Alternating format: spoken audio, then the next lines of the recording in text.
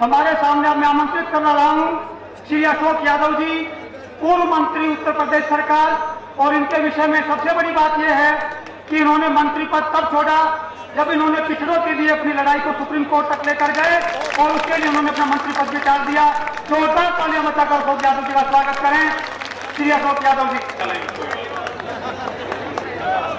मैं इससे पहले यहां कोई बात कहना शुरू करूं, मेरे सामने जो मेरे पिछड़े वर्ग के तमाम लोग बैठे हैं और इस मंच पर आसीन जो नेता बैठे हैं, मैं आप सभी के चरणों में अपना शीश झुकाकर सबसे पहले यहां प्रणाम कहने आया हूं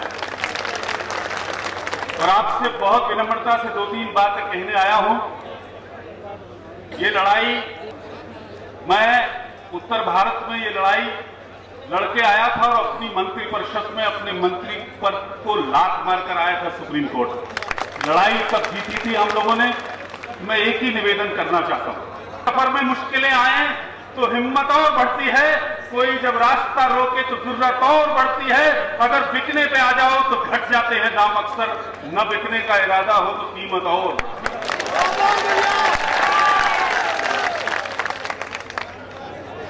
ये लड़ाई तो मैं शायद पूरे इतिहास पर भी रोशनी डाल सकूंगा। हम लोग इलाहाबाद विश्वविद्यालय की छात्र राजनीति की गलियों से निकले हैं।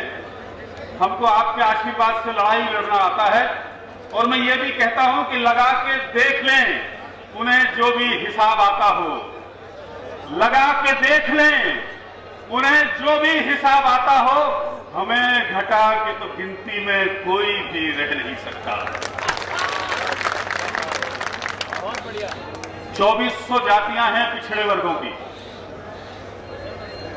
और मैं कहता हूं कि ये लड़ाई आपने जंतर मंतर से शुरू करी है, बहुत अच्छा है।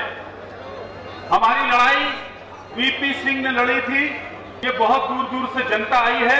अगर ये बात पूरी सुन के नहीं गई तो मजा नहीं आएगा। हमारी 2400 जातियां हैं पूरे भारतवर्ष में।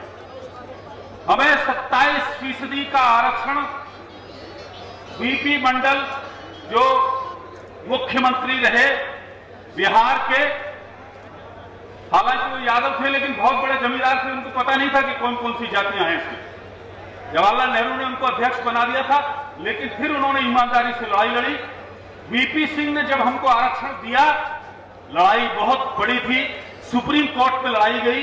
रामविलास पासवान, शरद यादव ने भी अपना पूरा समय दिया था इस लड़ाई को, हम लोग उनका भी धन्यवाद करना चाहते हैं। वीपी सिंह ने बहुत जबरदस्त लड़ाई का मोर्चा लिया था, हम उनको भी धन्यवाद करना चाहते हैं।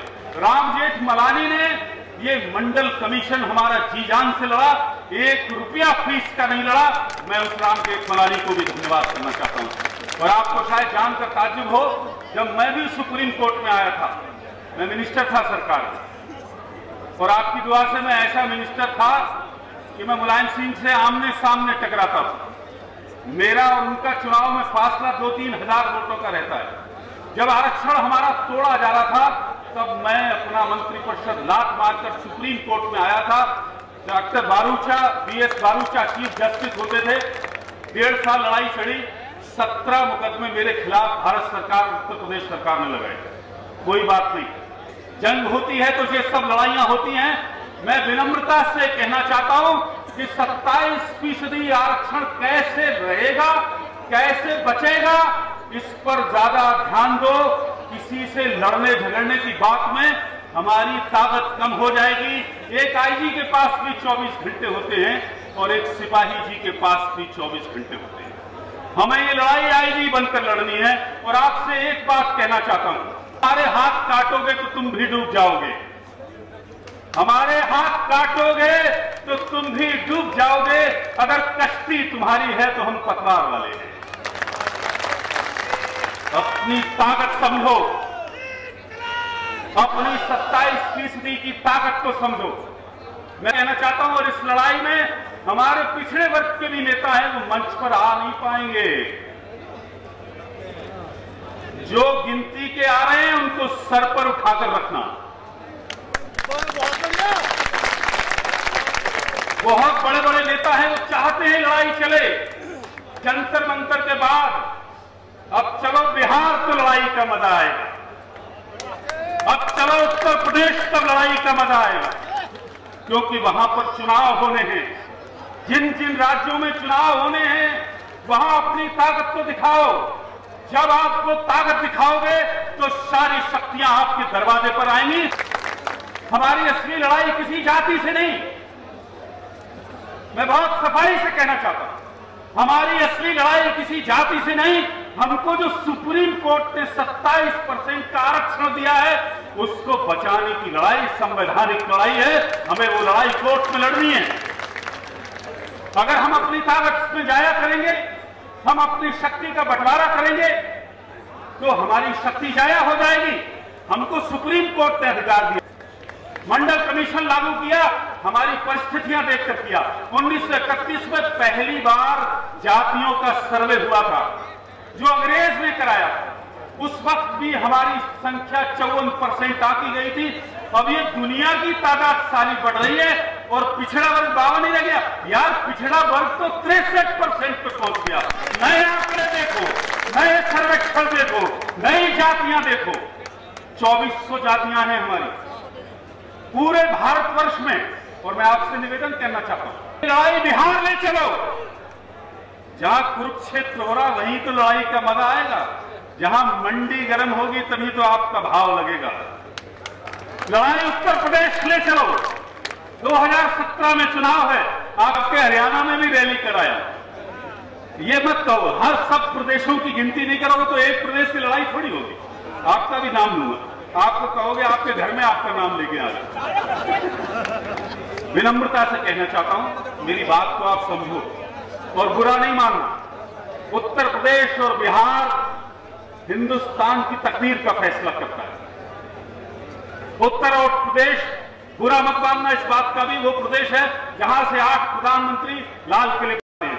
जब वहां चोट करोगे तब आपकी ताकत को पहचाना जाएगा। बहुत खुशी की बात है। और मैंने पिछले जवाहरलाल नेहरू स्टेडियम में कार्यक्रम था, मैंने आकर कहा था कि राजकुमार सैनी की पीठ थपथपाते रहना उस आदमी ने बहादुरी का काम किया। मैंने कहा कि 2, 4, 6, 10 लोग हैं पिछड़े वर्गों में जिन्हें कोई चिंता नहीं अपने राजनीतिक कैरियर की, जिन्हें और आरक्षण की लड़ाई लड़ने वालों को वोट का बहुत नुकसान होता है। इस बात को समझ लेना।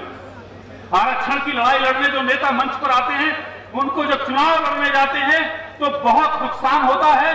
हम वो योद्धा हैं जो कभी नुकसान की तरफ देखेंगे नहीं। हम आपके अधिकार की तरफ देखना चाहते हैं, हम अपनी नौजवान पीढ़ी की तरफ देखना चाहते हैं, हम जो आने वाली संतानें हैं उनके भविष्य की तरफ देखना चाहते हैं, उनके मुस्तकबिल की तरफ देखना चाहते हैं। और मुसलमान भाइयों को भी साथ लेकर चलो। शेख सैयद पठान के अलावा जो मुसलमान हैं वो पिछड़े हुए हैं, जो भी मुसलमान हैं वो पिछड़े हुए हैं। और इसलिए सिर्फ कहना चाहता हूं, लड़ाई लंबी है, ऐसा नहीं है कि ये लड़ाई यहां खत्म हो जाएगी। मैं तो कहता हूं कि अभी सिर्फ परिंदे शुमार करना है, फिर ये तय करना है कि किस किस का शिकार करना है।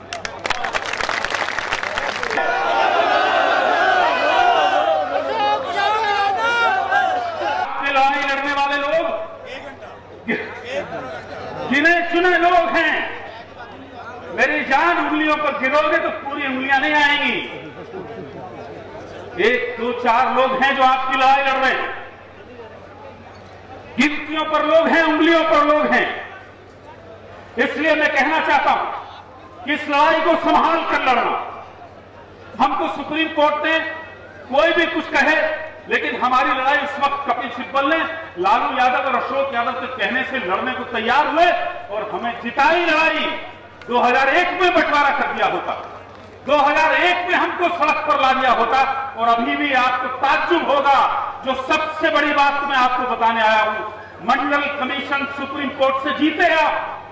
मंडल कमीशन 27% केंद्र की सरकार ने लागू किया, लेकिन सरकारों ने, राज्यों ने अभी पूरा लागू नहीं किया। अभी तो हर प्रदेश में लड़ाई है, अभी तो जगह जगह लड़ाई है, अभी तो सूबे सूबे में लड़ाई है। मैं इसलिए कहता हूं, मैं इसलिए कहना चाहता हूं कि जहां जहां विधानसभा के चुनाव हैं ये हरियाणा के नौजवान मेरे से कह रहे थे कि हमारे यहाँ में चुनाव, अभी जहां जहां चुनाव है, अभी बंगाल में चुनाव है, मेरी ममता जी से बात हुई, अभी बिहार में चुनाव है, अभी उत्तर प्रदेश में चुनाव है। यहां लड़ाई लड़कर जिस दिन हम लोग कोशिश करके लखनऊ में इतने इकट्ठे लोग हो जाएंगे, वहां की सरकार आपके बारे में बात करने की शुरुआत कर देगी। जिस दिन हम लोग पटना चलेंगे, जिस दिन इतने लोग, हम लोग भी कुछ लोग इकट्ठे करेंगे, हम लोग 1-1 लाख लोगों में आपको बैठाएंगे। हमने 5-5 लाख लोग इकट्ठे किए हैं और तब लड़ाई में आपकी राजनीतिक रंग आएगा। मैं इसलिए विनम्रता से कहना चाहता हूं और ये कहना चाहता हूं कि हमारी लड़ाई कबूल होगी। तसव्वुरात की परछाइयां उभरती हैं, कभी गुमान की सूरत, कभी यकीन की तरह। वो पेड़ जिनके तले हम पनाह लेते थे, खड़े हैं आज भी शाकिब किसी अमी की तरह। उन्हीं के साए में फिर आज लोग धड़कते दिल, खामोश होठों से कुछ कहने सुनने आए हैं। बहुत कशाकश से, बहुत काबिज से ये सोते जागते लम्हे चुरा के लाए हैं। यही फिजा थी, यही रुत, यही जमाना था, यहीं से हमने मोहब्बत की इब्तिदा की थी। धड़कते दिल से लरसती हुई निगाहों से हुजूर गैब में नन्ही सी इल्तिजा की थी कि आरज़ू के कमल खिल के फूल हो जाएं और दिलो नजर की दुआएं कबूल हो जाएं। लेकिन मैं कहता हूं कि हमें किसी से लड़ने के लिए नहीं आए हैं। हमको तो सुप्रीम कोर्ट ने जिता दिया यार। जिसको लड़ना सुप्रीम कोर्ट लड़े ना जाके। 2400 जातियों का साथ लेना है, सारे प्रदेश हिंदुस्तान का साथ लेना है, लेकिन इसके बाद बिहार पर निशाना साधो, इसके बाद उत्तर प्रदेश पर सानो। मैं आपसे वायदा करता हूं कि लड़ाई में रंग आएगा। मैं आपसे वायदा करता हूं बहुत से नौजवान लड़ाई लड़ने को मिलेंगे। मैं आपसे वायदा करता हूं कि इस लड़ाई में जो जज्बा है, जो जोश है, वो जरूर आपको आएगा। मैं दोबारा आपको बहुत बहुत धन्यवाद देता हूं। यहाँ जो पत्रकार बंधु भी आए हैं, उनको भी बहुत बहुत धन्यवाद देता हूं। यहाँ आकर हमारा हौसला बढ़ाया है, यहाँ आकर आपने हमारी ताकत बढ़ाई है, यहाँ आकर आपने दिल्ली के लाल किले पर अपनी आवाज उठाई है। आपका बहुत बहुत धन्यवाद, शुक्रिया। जय हिंद, जय भारत। धन्यवाद यादव जी, बहुत बहुत धन्यवाद।